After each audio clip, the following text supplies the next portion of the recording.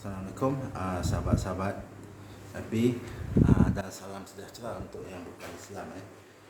Hari ini saya nak bercakap tentang tajuk yang ketiga, penggunaan item-item mistik ataupun penggunaan item-item hikmah untuk ikhtiar perawatan dan juga ikhtiar dari segi pengasihan dan juga dari segi pelaris dan sebagainya lah.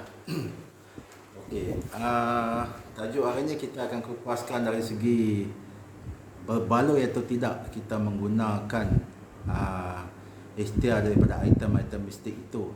Okey, contohnya kita ambil dari aspek yang pertama, dari segi apabila seseorang itu menerima gangguan jin, dari segi masalah saka, masalah sihir, masalah keteguran dan sebagainya. Kita tengok sekarang ni setengah-setengah pesakit ataupun wakil-wakil pesakit bila menerima ataupun berada dalam situasi begitu, kadang-kadang mereka lebih mengutamakan penggunaan item-item mistik berbanding dengan merujuk kepada pelawat-pelawat Islam ataupun pelawat-pelawat alternatif untuk membasmi permasalahan tersebut. Bagi saya, pandangan saya begini, sahabat-sahabat. Sekiranya kita ada menerima gangguan jin ataupun waris-waris kita, saudara-saudara kita, kaum keluarga kita ataupun sahabat-sahabat kita, adalah lebih baik kita jumpa perawat terlebih dahulu. Okey, sebab item-item mistik ini kebanyakannya dia ada standard ataupun tahap kekuatan yang tertentu, sama ada ia dalam bentuk hikmah tanpa khadam ataupun dia menggunakan khadam sebagai booster untuk ikhtiar-ikhtiar tersebut. Kita tahu bahawa dari segi penggunaan item-item mistik ni, kita kena faham, item-item itu bagi saya ia lebih sesuai digunakan sebagai ikhtiar untuk pencegahan daripada berlakunya permasalahan mistik itu, ataupun digunakan selepas perawatan selesai dibuat oleh perawat untuk ikhtiar mengelakkan daripada berlakunya gangguan lagi. Okey, dari pengalaman saya dalam merawat permasalahan mistik, banyak pesakit-pesakit menceritakan kepada saya bahawa mereka telah banyak menghabiskan wang untuk membeli item-item mistik daripada seller-seller mistik lah. Bermacam-macam item lah yang setengah-setengah tu beli. Tapi bagi saya, item-item mistik ni dia punya efektif dia terhad, kekuatan dia terhad. Contoh, saya beri contoh yang mudah. Jika masalah saka keturunan, kita katakan, jika seseorang itu mempunyai masalah saka keturunan, kalau dia pakai item mistik dalam bentuk minyak ke, ataupun dalam bentuk kayu-kayu, ataupun dalam bentuk besi-besi seperti besi kuning, badar besi dan macam-macam lagi lah. Okay, bagi saya keberkesanannya masih lagi belum mencukupi. Sebab kita kena ingat, apabila gangguan jin, tak kira sihir ke, saka ke, keteguran ke, ilmu salah ke, dia bukan sahaja berada di luar tubuh. Punca ataupun gangguan jin itu, apabila jin itu menempati di dalam tubuh batin, berdekatan dengan rohani, berdekatan dengan roh jasmani ataupun roh cakra, kita kena faham, kadang-kadang katakanlah dia mempunyai hikmah sekalipun, diisikan hikmah, contohnya diisikan aura, diisikan hikmah-hikmah seperti hizib, ataupun diisikan dengan energi asma sekalipun, kita kena ingat dia ada standard kekuatan yang tertentu. Sebab itu saya lebih suka mencadangkan, kalau kita ataupun waris kita ataupun keluarga kita ada masalah mistik, utamakan jumpa perawat terlebih dahulu. Sebab perawat ni mereka belajar untuk menghadapi pelbagai-bagai situasi, permasalahan tersebut. Item-item mistik ni kadang-kadang dari segi yang tanpa khadam ya, diisikan hikmah dan juga aura dan sebagainya lah, hizib dan ayat kan. Dia ada limit tertentu yang dia boleh masuk. Okey, dah ada limit perkara tertentu yang dia boleh settlekan dengan izin Allah Ta'ala. Serupa juga kalau yang berkhadam. Khadam yang diisi pun memainkan peranan juga. Kadang-kadang khadam itu adakah ia cukup kuat untuk menangani permasalahan-permasalahan dalaman? Okey, diandaikanlah khadam itu mampu ya, mampu untuk clearkan jin dalam badan ya, seumpamanya lah.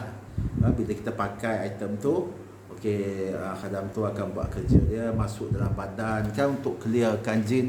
Itu mungkin boleh jika Allah Ta'ala izinkan. Tetapi seandainya khadam itu lemah dan tidak cukup kuat untuk berhadapan dengan jin jahat ataupun jin sihir, jin saka yang daripada level yang tinggi yang berada dalam tubuh seseorang tu, cuba fikirkan, berbaloi atau tidak anda membeli item-item mistik untuk menangani permasalahan masalah-masalah gangguan jin ya. Bagi saya keberkesanannya masih lagi di takuk yang standard ya. Okey, katakanlah seseorang itu mengalami masalah sihir ya. Masalah sihir itu katakanlah dalam badan dia ada jin sihir. Dalam badan dia ada kuncian ataupun blocking ataupun belenggu pada rohani, pada roh jasmani, sedulur papat yang terkurung di dimensi ataupun terkurung dalam medium ataupun sukma, dipanggil sukma ya. Setengah orang panggil budi suci, setengah orang panggil sahabat berempat dalam versi Islam. Andai-andaikan jika ia terkunci di satu dimensi yang lain misal kata jin sihir itu menarik keluar sukmanya dan mengunci jin tersebut, mengunci sukma tersebut di dimensi jin ya. Soalnya, adakah item mistik itu atau khadam itu mampu untuk memecahkan dimensi itu, menarik keluar jin tersebut dan mengikatkan semula pada rohani? Sebab rohani ataupun roh panca, kalau orang Jawa panggil dalam ilmu kejawaan dipanggil roh panca adalah mempunyai 4 sahabatnya. Kalau versi Islam dipanggil Jibril, Mikail, Israfil, Azrail. Kalau dari versi kejawaan dipanggil kakang kawah ataupun saudara sulung, adik-adik, getih dan pusat. Okey, kita fikir tentang soal itu sudah. Mampukah hikmah yang diisi dalam item-item hikmah ataupun item mistik itu memecahkan dimensi, untuk melolos masuk ke dimensi, menarik keluar jin, menarik keluar sukma tersebut yang terkunci, kemudian kembalikan ke fitrah asalnya di roh panca dan kuncikan semula, ikatkan semula supaya seimbang balik unsur-unsur tanah, air, api dan angin pada batin ataupun roh panca seseorang pesakit tersebut. Saya rasa memang tak mampu. Sebab itulah saya kalau ada pesakit-pesakit nak beli item daripada saya lebih suka mencadangkan agar utamakan perawat dulu. Saya akan tanya dan mereka berterus terang, okey, masalah ni gini-gini. Saya cadangkan biasanya sila anda cari perawat yang anda yakin dan percaya terlebih dahulu. Rawat dulu. Sebab perawat ni dia orang belajar. Dan kita kena ingat jin ni juga satu makhluk yang bijak. Jin-jin saka, jin-jin sihir, jin-jin liar yang tidak bertuan, jin gelandangan, jin-jin keilmuan, jin-jin kafir kan. Mereka ni usianya bukan macam usia kita. Setengahnya beratus-ratus tahun, malah yang beribu tahun pun ada kan. Jadi mereka mempunyai pengalaman hidup yang lebih luas daripada kita. Jadi mereka tahu selok belok macam mana nak perdayakan dengan tipu daya mereka itu. Jadi sebab itulah kalau kita beli item-item mistik termasuklah penggunaan kit-kit rawatan DIY do it yourself. Dah banyak orang jual kan kat Shopee kan. Dah banyak orang jual tentang item-item rawatan sendiri Tapi kita kena fikir juga, kalau seseorang tu tengah sakit, mampukah dia fokus? Mampukah dia fokus penggunaan item tu dengan jiwa yang terjerat, fikiran yang berselaru, sakit sana, sakit sini? Mampukah dia buat macam tu? Sebab itu dalam apa jua keadaan, utamakan perawat dahulu. Tak kisahlah perawat alternatif ke, perawat Islam ke, janji seseorang tu bertauhid pada Allah Ta'ala. Itu yang penting. Dari segi kekuatan khadam pun, jikalah pada item-item hikmah atau item mistik tu yang banyak terjual dalam bentuk minyak apa semua, minyak itulah, minyak mandraguna lah, boleh guna untuk pelbagai-bagai tu, itu anda kena kaji dengan rasional lah. Kaji dengan rasional kan. Apabila benda tu telah bertapak jin ataupun ibu santau contohnya dah bertapak bertahun-tahun dalam badan, dan jin saka pun dah bertahun-tahun dalam badan, mampukah item-item tersebut, mampukah khadam-khadamnya menghampiri medan aura anda? Anda kena ingat, apabila jin jahat berada dalam badan, biasa yang perkara pertama dia akan buat, dia orang akan kunci ataupun blocking ataupun membelenggu rohani anda. Rohani ni dia ada pancaran aura yang membentuk aura tubuh kita. So bila dia duduk kat situ, aura batin kita bercampur dengan aura jin tersebut. Kalau jin itu jenis jin yang kuat, jin yang mantap dan tahap tinggi dan berbisa, dan item punya khadam pula hanya jin-jin biasa, memang dia tak akan mampu untuk menghadapi, apatah lagi nak menghampiri, nak masuk, nak rawat kita dalam badan untuk musnahkan jin-jin jahat tersebut. Kira memang dia tak mampulah nak hadap kan. Jadi merugikan. Anda akan rugi duit. Kalau kita dengar seller-seller punya cerita tentang item-item mistik ni, setengah tu sahabat-sahabat pun faham lah. Yang kata istilah yang orang selalu sebut lah, gajah pun terbang kan. Itu memang biasalah. Sebab itu saya kalau apa-apa pun saya lebih sarankan, pilih perawat yang anda yakin, pilih perawat yang anda percaya, ikut saranan dia tanpa ada ragu-ragu, tanpa ada was-was.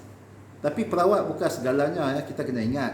Perawat hanya menjalankan ikhtiar, istikhamah kita, keyakinan kita, doa kita pada Allah Ta'ala tu penting. Tapi yang paling penting sekali tawakal. Sifat tawakal mesti ada. Sebab perawat hanya ikhtiar, melakonkan saja, tetapi yang menyembuhkan tetap Rabbul Jalil, Allah Ta'ala, Zatul Buhti, zat yang satu.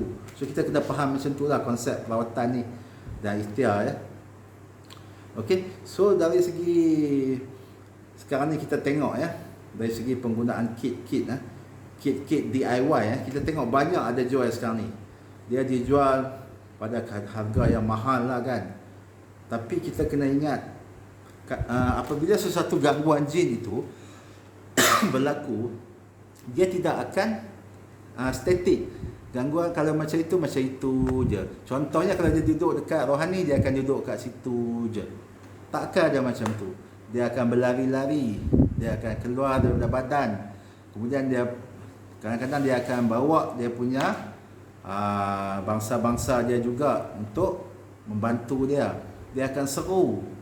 Jadi kadang-kadang jin-jin gelandangan ataupun jin-jin daripada kawasan persekitaran yang tidak ada kena mengena, tetapi mempunyai satu misi yang utama sejak zaman berzaman, iaitu mendatangkan onar dan menyesatkan manusia. Jin-jin gelandangan pun akan join jin-jin sihir tu.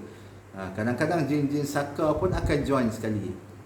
Jadi kita kena ingat, sifat ataupun metod ataupun situasi gangguan jin tu sentiasa berubah-ubah mengikut tentangan yang dia perlu hadapi pada perawat. Sebab itu perawat dia ada pemikiran, dia ada ilmu, dan dia belajar, dan dia pernah menghadapi situasi-situasi yang macam tu. Jadi mereka ada idea.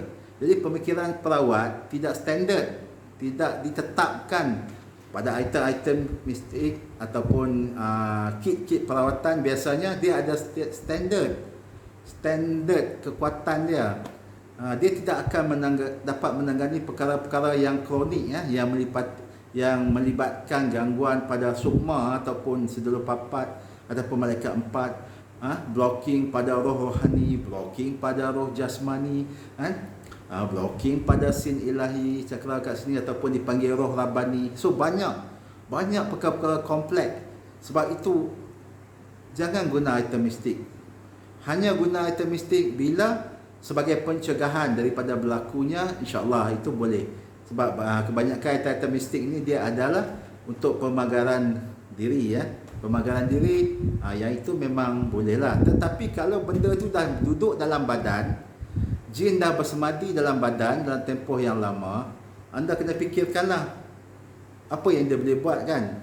Dengan izinnya kan. Sebab itu utamakan perawat. Okey. So itu saja untuk hari ini. Kalau ada apa-apa pertanyaan, sila WhatsApp saya. Saya Abdullah Sani, Raja Mustika. Saya memang buatlah segi permasalahan ikhtiar untuk masalah gangguan jin. Tak kiralah sihir ke, saka ke, keilmuan salah ke, keteguran ke, lintasan ke, sampuk ke, insya-Allah saya buat. Tapi anda kena istiqamah ya. Sakit yang dah bertahun-tahun anda tanggung tak akan sembuh dengan sehari dua. Mana kepentingan untuk pilih perawat yang anda yakin dan percaya amat penting. Kalau anda tidak yakin, tidak percaya, masih lagi dibelenggu oleh perawat-perawat dahulu punya diagnosis dan cerita-cerita dari perawat yang dahulu dan tak dapat tutup buku, memang susahlah. Kata kalau anda dah 20 tahun menerima gangguan jin yang dikatakan saka, tapi bila datang ke saya akan katakan contohlah, saya akan katakan sihir contohnya kan, anda boleh terima ke tak? Sebab tu saya kata pilih perawat yang anda yakin dan percaya, dan jangan bazirkan wang anda jika anda tidak percaya pada perawat tersebut. Okey, so untuk hari ini Selasa 5 bulan, itulah perkongsian saya ya tentang kepentingan untuk mendahulukan perawat daripada ikhtiar menggunakan item-item hikmah dan kit-kit perawatan untuk menangani permasalahan gangguan jin yang sedang berlaku. Okey, untuk hari ini itu saja. Bukan niat saya untuk mengaibkan atau menidakkan orang-orang lain ya. Ini adalah pengalaman saya dan tulus ikhlas saya beritahu pada anda semua. Sebab anda sakit, anda ada masalah, maka saya yang dengan diberi secubit ilmu ni saya kongsikan dengan anda semua. Bukan makna saya pandai, memang saya tak pandai. Yang pandai, yang maha mengetahui, maha bijaksana hanya Allah Ta'ala. La ana illahu. Okay, sahabat-sahabat, itu saja untuk hari ini. Okay, Assalamualaikum.